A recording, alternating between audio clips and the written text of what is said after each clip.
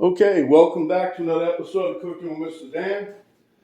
Today we're going to make a nice little sauce, roasted bell pepper sauce to add to your repertoire of sauces so you can put it on anything. You want to put it on eggs, you put it on eggs. You want to put it on a hamburger, put it on a hamburger. You want to mix it with some spaghetti, pasta, knock yourself out. Very universal sauce. You can do whatever you want to mix ingredients into it. So simple. I'm going to show you how it's done. Boom, boom, boom, boom, boom. Okay, as usual, I got my pan heating up. Got my cooking sprays over here. Salt and pepper. This is some of the garlic that I use. I chop some up right there, about 5 pieces. That's my water. This here is a jar of banana peppers that my wife's dad grew in his garden, and then he canned them. They're good. Now I'm going to do a little cheat here. I didn't roast my own because I'm going to roast them for something else. But these here, I bought them already roasted. I got 2 12-ounce jars of roasted red bell peppers. Here I have 1 cup of onion, about a cup, and that's what we're going to work with. The basic recipe does not include this, but I'm putting that in anyway. That's request depending. You can mix it with anything you want. All right, let's go. Okay, I got my pan hot. I'm going to put some spray in there. I'm going to mix it with butter spray and some olive oil spray.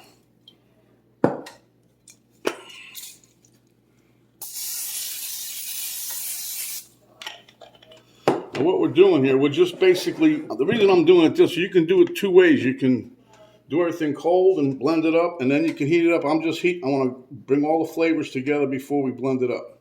Okay, so my pan's hot. So we're going to start with our onion. I thought my pan was hot. You guys thought I was kidding.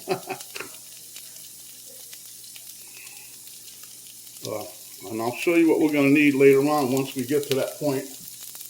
Well, we're going to caramelize these a little bit. Just to get everything. The more you cook the onion, you're going to get a nice sweet flavor. And that's what we're going to add to our peppers. You guys will see it's going to turn out really good. Easy to make, and like I said, you can put this sauce on anything. You can mix anything. If you want a really hot peppery sauce, you can mix hot peppers in there. You can mix red pepper flakes, which I was going to do. I might still, but then Penny requested the banana pepper flavor. So, okay. So we're going to add a little bit of salt and pepper to this right quick.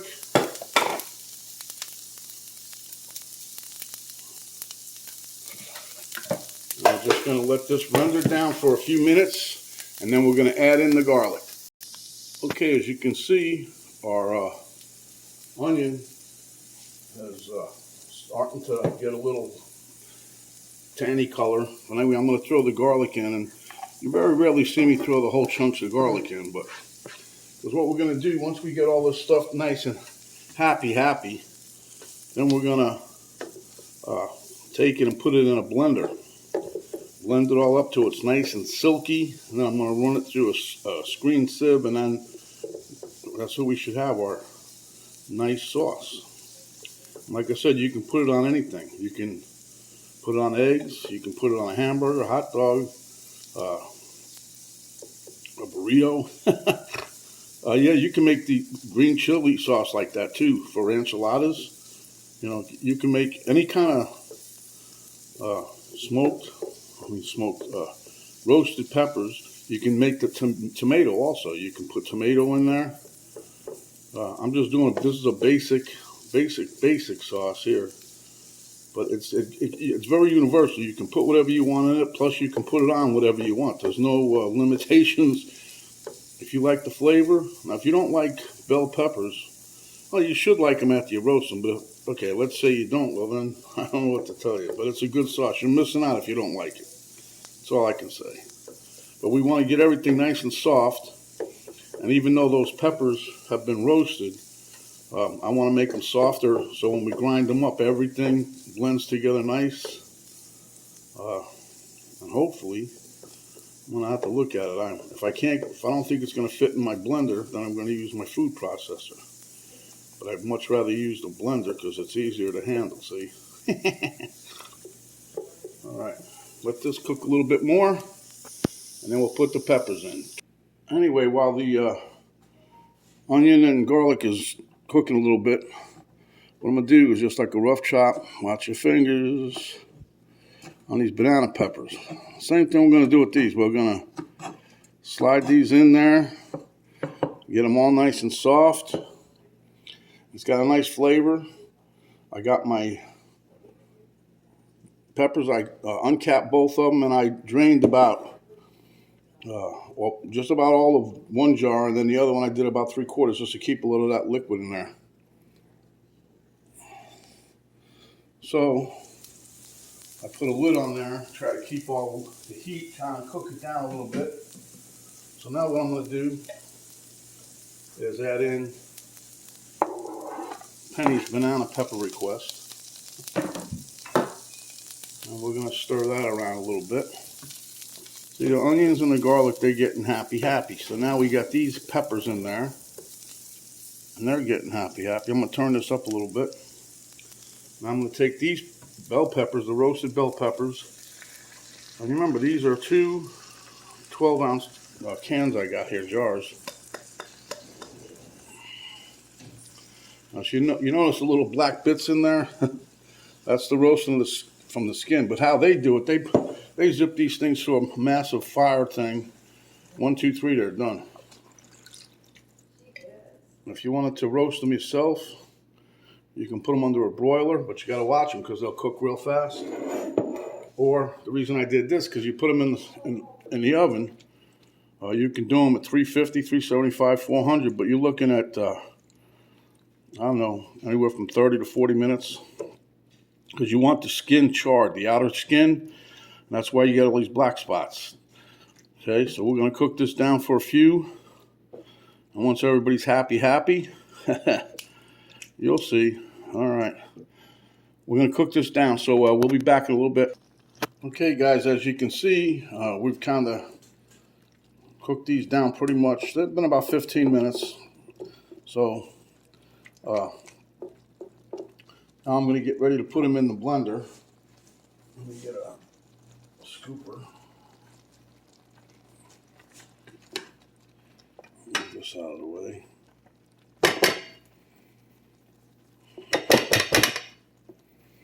Now I'm going to try it in the blender first. I might not be able to fit all this in my tiny little blender. And if that happens, well, we'll just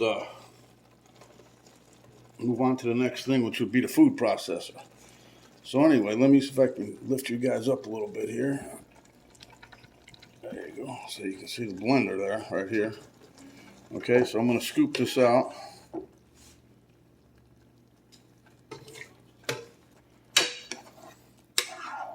And plop it right on in there. And hopefully, this puny little blender we got here, we had a good one, but somebody broke it, I think it was.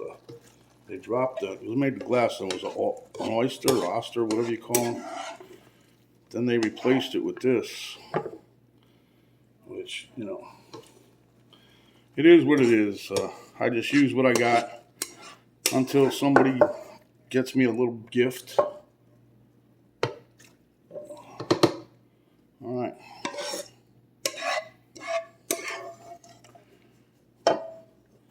Oops, sorry, guys. Didn't mean to bump you in the head like that.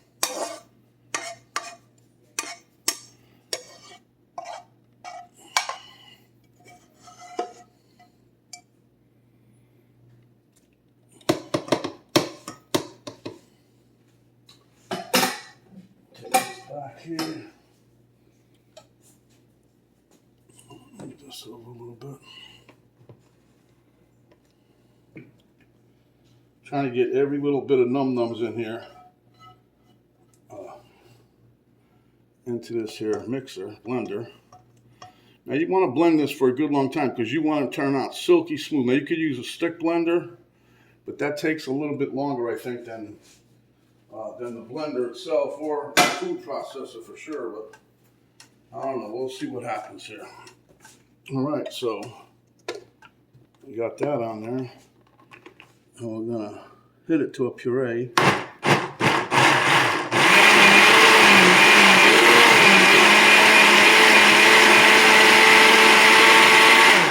Okay, I'm gonna let you guys go for a minute, but I'm just gonna keep blending this because it's kind of loud, all right? Okay, guys, I think we're about done. Oh yeah, now just let that sit, pull your top off, let some steam out of there.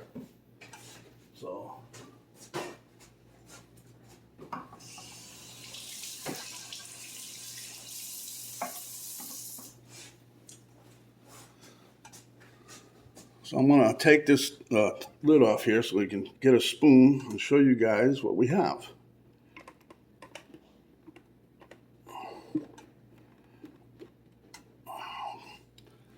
I'll tell you right now, this sauce could make a little bit of a mess, but you get it everywhere, so be gentle.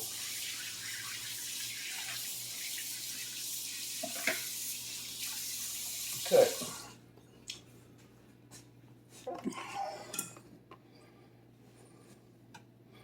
Let me bring you guys over here a little bit. Now this is what you want. You want something that's nice and, see, nice and it's got a little thickness to it, but it runs off the spoon. That's what you're looking for. Okay, so now for the final part,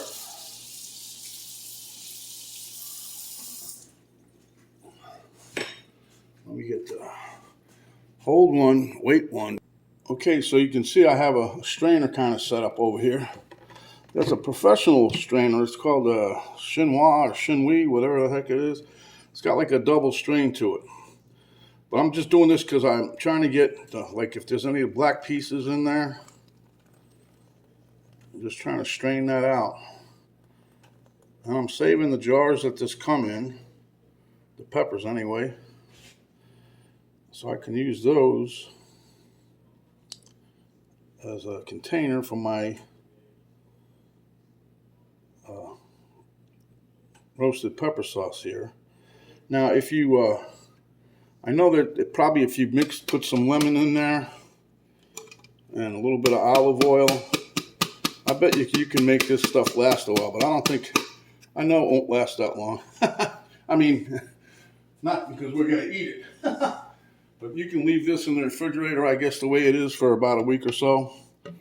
But once you start tasting it, you're gonna want to use, you're gonna want to have it all the time. So anyway, as you can see, if you give it a little shake, not much comes out. But then you take your little strainer here, and you see what I'm doing? I'm pushing through how it's coming out. Let me move this so you get a better view. See here? And I'm just pushing down a little bit on the sides. I'm trying to get rid of if there's any lumps, because there's got to be pulp in there from the veggies and the onions.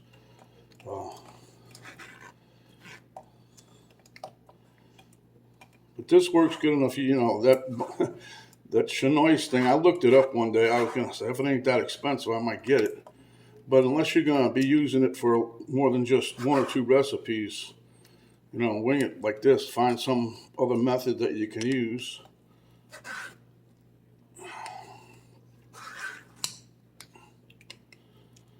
And see, I saw a video on this about a month ago. I wasn't looking for it. I happened to stumble across it, and the girl that was doing it, she just ground it up, and she said that's her sauce. You see what's in there? That's all them black pieces that's left. You're not going to eat that. Maybe you could, I don't know.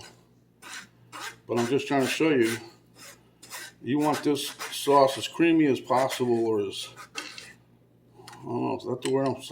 There's one word. Oh, I'm not allowed to say juicy, I think it is. I don't know what word. Moist. I can't say moist. I don't know why, but my daughter has a fit when I say that word. Anyway, that's the sauce. And I want to show you just by us putting it through that strainer.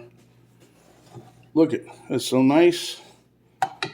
Look, nice and silky, see? And this sauce, like I said, you can put it in a squeeze bottle. You can use it on anything that you like. And so today I'm not going to go to the taste test table because I'm going to make you guys something with this sauce here in the next day or so. But anyhow, let me give it a little taste for you guys anyway.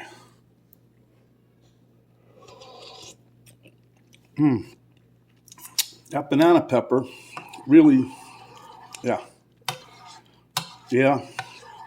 That banana pepper really added a nice little twang to it.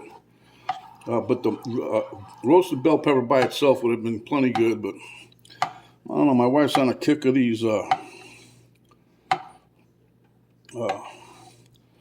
banana peppers, so that's what she wanted. All right, we'll be back. Okay, guys, as you can see, the 2 jars the roasted peppers came in. I got 1 3/4 jar of the roasted pepper sauce. So if you like what you see, give us a thumbs up, share with your friends. If you have not yet subscribed, please do so. Hit the button down, bell will pop up. You hit that, that'll notify us or notify you each time I have another video come up.